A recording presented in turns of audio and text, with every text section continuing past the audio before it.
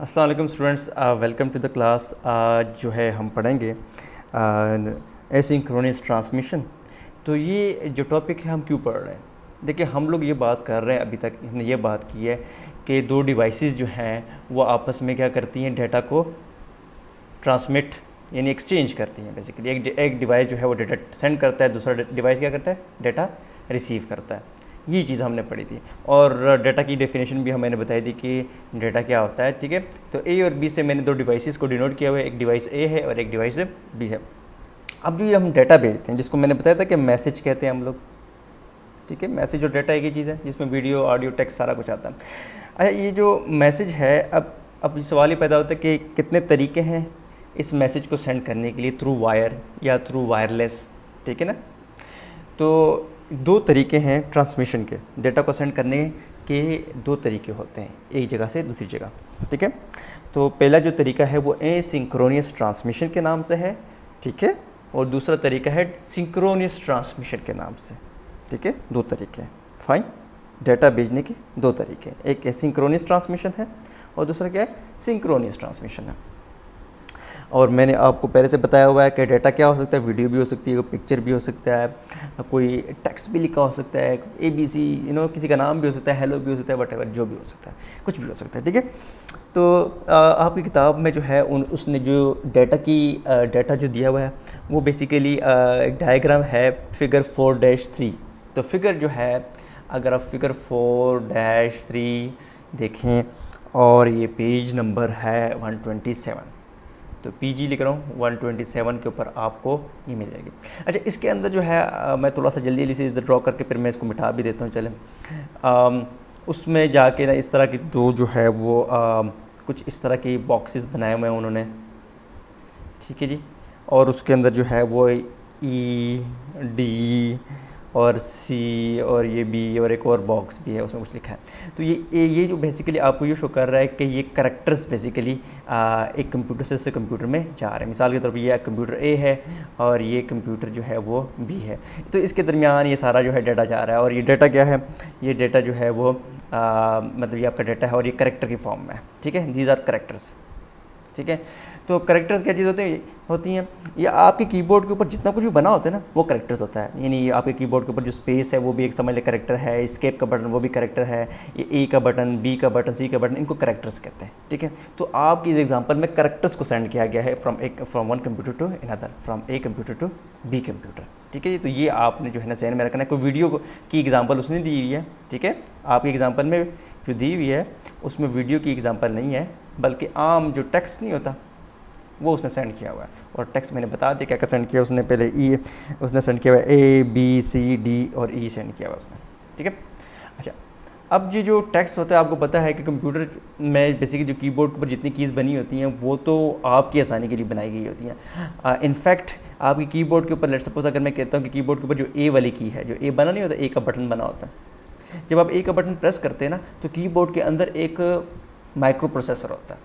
ठीक है, कीबोर्ड के अंदर एक प्रोसेसर होता है। ठीक है जी, कीबोर्ड के अंदर एक आप कह लें माइक्रो कंट्रोलर होता है, एक माइक्रो कंट्रोलर या प्रोसेसर कह लें, एक ही बात है। ठीक है, तो वो आपके कंप्यूटर के अंदर जो है एक प्रोसेसर होता है। जब आप कीबोर्ड के ऊपर A का बटन प्रेस करते हैं तो A का बटन बेसिकली जो है वो कन्वर्ट होता है, ठीक है, 65 के अंदर। ठीक है, सही है।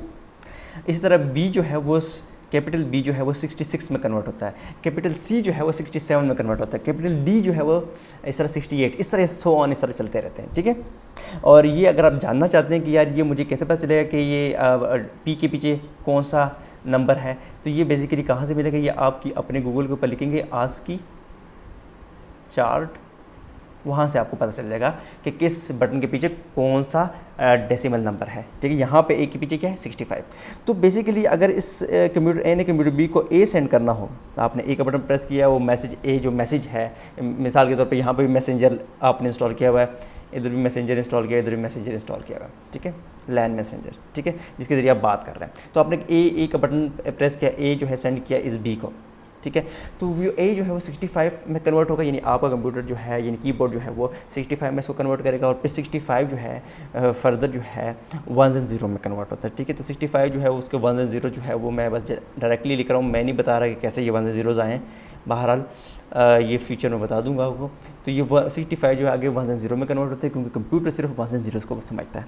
और फिर तार के ज़रिए जो है वो जो ये 1 एंड 0 है आपके कंप्यूटर को दे दी जाती है। यानी कि आपका अगर ये मॉनिटर है ना और ये कीबोर्ड लगा हुआ है और ये आपका CPU है, तो आपने यहाँ पर A का बटन प्रेस किया हुआ है, ठीक है। जब A का बटन प्रेस किया तो आप कीबोर्ड के जो प्रोसेसर है उसको 65 में कन्वर्ट करेगा और 1 एंड 0 में कन्वर्ट करके इस तार के ज़रिए आपके कंप्यूटर का जो सिस्टम यूनिट होता है उसको सेंड करेगा, और फिर सिस्टम यूनिट जो है फर्दर उसको प्रोसेस करके आपकी स्क्रीन के ऊपर जो है वो A प्रिंट कर देगा। फाइन, तो ये होता है। तो यहाँ कीबोर्ड से तार के ज़रिए क्या कौन सा डेटा जाएगा, ये 1 एंड 0 जाएंगे, और कीबोर्ड जो है वो 65 को क्या A को कन्वर्ट करेगा 65 में, और 65 को फिर कन्वर्ट करेगा 1 एंड 0 में, और फिर 1 एंड 0 जो है कीबोर्ड से गुजरता हुआ सिस्टम यूनिट की तरफ जाएगा। ये क्या है, सिस्टम यूनिट, ठीक है, यूनिट कहते हैं। फाइन, तो हम लोग जो है सिंक्रोनस और ट्रांसमिशन को देख रहे हैं।